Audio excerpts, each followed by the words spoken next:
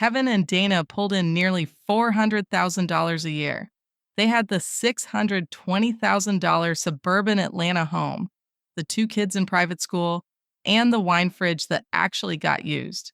They were, by every visible measure, successful.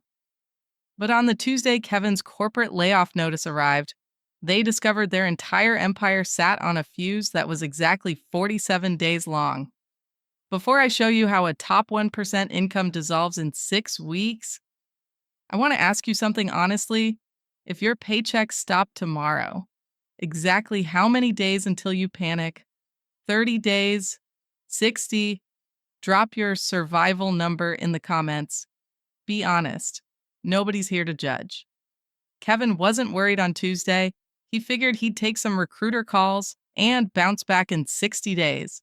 But on day 31, he actually sat down and calculated their true burn rate. It wasn't a math equation. It was a bloodletting. The mortgage alone devoured nearly $4,000 before they even woke up. Private school tuition siphoned off another $3,200. The two cars sitting in the driveway? $1,490 a month just to park them there. Groceries, utilities, the cleaning service, the lawn. The money was just evaporating. Total household burn rate without Kevin's paycheck: $12,730 a month, plus taxes on Dana's dental practice income, plus $1,840 just to replace Kevin's health insurance. Their emergency fund held $23,000. Do the math. 47 days, not 6 months, not 90 days. 47 days until a $400,000 household would have to start missing payments, raiding retirement accounts, or begging Dana's parents for a bailout. Sitting at the kitchen table on a Sunday morning, staring at the printed numbers, Dana looked at him and said, "That can't be right." It was right. Kevin was terrified. He thought he was an anomaly. He thought they had just hit a stroke of incredibly bad luck. But the data shows Kevin is exactly the rule. Here is the number that should stop you cold. The median American household earning between $150,000 and $250,000 carries less than 60 days of liquid savings. This is the invisible trap. It happens one reasonable, affordable, well-deserved upgrade at a time. The house looks fine.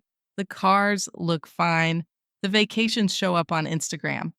But the dirty secret of high income is that high income with high expenses is not wealth. It's just a more expensive version of broke. The trap has a specific anatomy. It's worth understanding exactly how it gets built because it doesn't feel like a trap while it's being constructed. It feels like progress.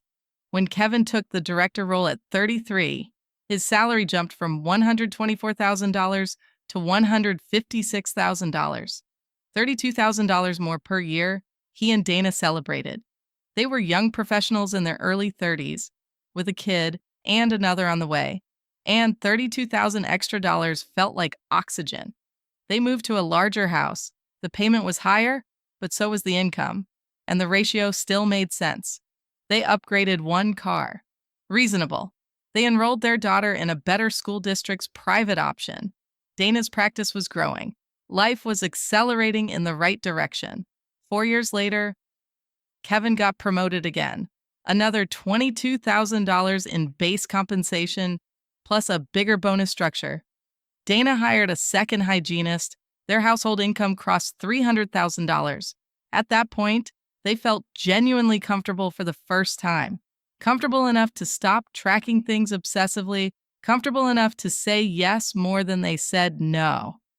The second car payment, the cleaning service, the wine club that Kevin's colleague recommended. These were not extravagances. They were minor line items against a major income. And this is precisely where the mathematics of the trap begin their quiet work.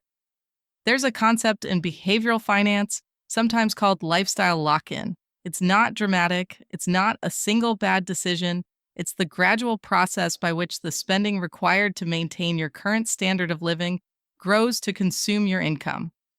The mechanism isn't greed, it's normalcy. Every new expense becomes the baseline. Every baseline becomes load bearing. Remove any single piece, and the structure feels like it's collapsing. The kids get pulled from the school they have been at for 3 years, or the house gets sold, or the car that feels like part of your identity gets traded for something embarrassing. Kevin and Dana's monthly nut, that $12,730 figure, didn't appear fully formed. It grew by roughly $300 to $500 a month every year for a decade. In any given year, the growth was invisible. Over a decade, it became a financial straitjacket. Now meet someone who looked like Kevin at 33 and made a different calculation. Sandra was a regional sales manager who hit $148,000 at 32, when her income jumped to $178,000 at 35 after a promotion. She did something most of her colleagues didn't. She sat down and defined, on paper, what enough looked like. Not forever, just for the next 5 years. She decided her lifestyle would stay within $6,500 a month in personal expenses, regardless of what her income did. She was single at the time. Then she got married. Her husband, Tom, made $95,000 as a project manager. They had a conversation before combining finances that most couples never have. What percentage of total household income is the ceiling for lifestyle? They set it at 60%. Every dollar beyond that threshold went to savings, brokerage accounts, and retirement contributions. This sounds disciplined in a way that feels unrealistic, but Sandra's key insight was structural rather than motivational. She didn't rely on willpower. She automated the gap. Before any money hit their checking account, contributions were routed to retirement and to a brokerage account. The checking account always had enough. It never had dramatically more. They never experienced the money as available. At 41, Sandra was laid off from a company restructuring. Regional sales roles were being consolidated. Her liquid savings, $94,000. Her and Tom's monthly expenses, $7,200. 13 months of runway, not 47 days, 13 months. Sandra spent the first 2 months being selective about opportunities. She turned down 2 roles that felt like lateral moves in the wrong direction. She took a third role that paid $195,000 plus equity. The gap in her employment had cost her approximately $32,000 in lost income. The financial buffer had bought her the ability to be choosy. The ability to be choosy had earned her back more than the gap cost. Kevin, under different circumstances, had no such buffer. He took the first offer that came, a role that paid $162,000, $25,000 less than his previous salary. He took it because he had to, because the fuse was burning. The financial gap between Kevin and Sandra isn't about their incomes. It never was. Sandra earned less than Kevin at every stage. The gap is about one number, the distance between what you earn and what you spend. That number, and only that number, determines how long you survive a disruption. It determines whether a layoff is a serious problem or a catastrophic one, whether a medical crisis is devastating or manageable, whether a divorce negotiation happens from a position of stability or desperation. The math is unforgiving. Kevin's household earned $397,000 and had 47 days of runway. Sandra's household earned $273,000 and had 13 months. Lower income, more resilience, because the only variable that matters isn't on the income side of the equation. Here's where it gets harder to hear. The expenses that consumed Kevin and Dana's buffer weren't the big ones. Most people assume financial fragility comes from a single dramatic overspend. The vacation that went too far, the renovation that ballooned. That's occasionally true, but it's the exception. The real destruction is granular. It's the $380 car insurance that crept up $20 a year for 6 years. It's the private school tuition that went up 4% annually, while the savings rate stayed flat. It's the second streaming service, the premium gym, the upgraded grocery store, the restaurant habit that shifted from twice a month to twice a week without either of them noticing. These are not moral failures. They are the natural gravitational pull of rising income inside a consumer economy designed to absorb every dollar you're willing to part with. The system is optimized to take your money. Your job is to not let it take all of it. Most people at $200,000 a year are letting it take almost all of it. Where you are right now determines what you should do next, not in a vague, encouraging sense, specifically. If you're in your 20s or early 30s, you are holding something rare, and you may not know it yet. You're holding the ability to define normal before normal gets defined for you. Right now, your lifestyle baseline is low. Your income will almost certainly rise. The question, the only real question, is whether your spending rises with it or whether you capture a portion of every income increase before it becomes part of your baseline. Most of your peers will spend every raise within 18 months of getting it. The car gets upgraded, the apartment gets bigger, the restaurants get nicer, and within 2 years, the raise feels like it never happened because it's been completely absorbed. The counterplay is mechanical, not motivational. When your income increases, automate a savings contribution equal to at least half of the net increase before you experience the money is available. Your lifestyle still improves. You're just keeping half.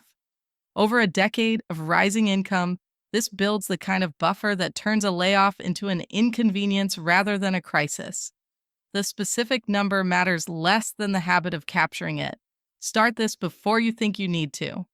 The best time was your first real salary. The second best time is now. If you're in your late 30s or 40s, and you recognize Kevin in your own financial picture, the problem is more concrete and the solution is less comfortable. You need to calculate your actual runway, not estimate it. Calculate it. Pull your last 3 months of bank statements. Add up everything that actually went out. Divide your liquid savings, cash, and brokerage accounts only, not retirement funds with penalties, by that number. If the answer is less than 6 months, you're in the trap. If it's less than 3 months, you're in it deep. The path out isn't complex, it's just slow and socially difficult. Pick the 2 largest non-housing expenses in your monthly budget and cut them in half. Not forever. For 12 months, take whatever you free up and move it to a high-yield savings account automatically on the first of every month. Do not make it optional. Do not make it a decision you make each month after seeing what's left. Automate it, or you won't do it, because the money will always find somewhere to go if you leave it available. The harder conversation, and I won't pretend this isn't hard, is about housing. If your mortgage payment represents more than 28% of your gross monthly income, your house is the leak. Not the only leak, but the biggest one. You don't have to sell it today, but you need to stop pretending it isn't the source of your exposure. Every year you stay in a house that exceeds what your emergency fund can support is another year of fragility dressed up as stability. If you're in your 50s and the retirement math is getting uncomfortable, the window is not closed, but it is narrowing. 2 things matter most at this stage. The first is your Social Security claiming strategy, because this single decision can represent the difference between $250,000 and $400,000 in lifetime benefits, depending on when you claim. Claiming at 62 versus 70 is not just 8 years of payments. It's the difference between $1,800 a month and $3,100 a month. And that gap doesn't close. The second is your housing equity, which for most people in their 50s represents the largest single asset they own. If your retirement accounts are underfunded, your house is your lever. Downsizing at 58 instead of 68 means a decade of lower expenses and a decade of invested equity growing before you actually need it, Neither of these decisions is painless. Downsizing a family home while the kids are still visiting feels like defeat. Delaying Social Security while watching other people collect feels like leaving money on the table. These feelings are normal, and they are also misleading.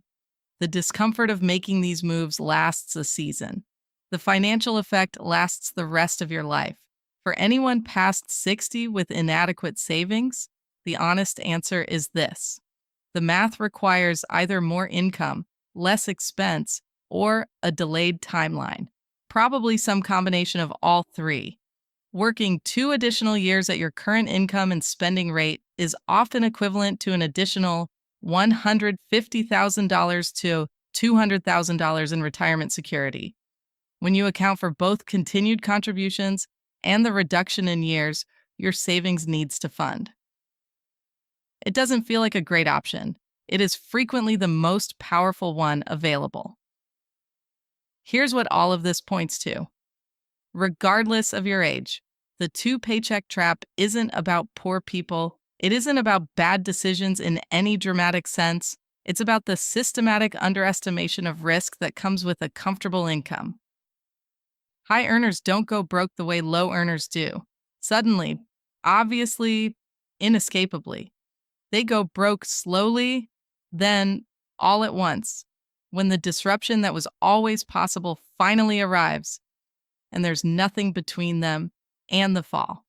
Kevin and Dana recovered. It took 18 months, a painful budget reset, a move to a less expensive school for their younger kid, and a year of Dana working extra clinical hours she didn't want to work. They recovered because both of them were healthy and both of them still had careers. The recovery assumed no additional shocks, no medical event, no second layoff, no car accident. The recovery was fragile in a way that should have felt embarrassing for people earning what they earned. The version of this story where the recovery doesn't happen is not hard to imagine. It's the version where one more thing goes wrong while everything is already stretched. It happens every day to people with salaries that should make it impossible. Your income is not your protection. The gap between your income and your spending is your protection.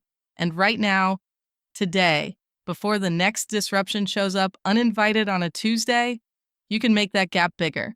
Or you can find out how many days you actually have.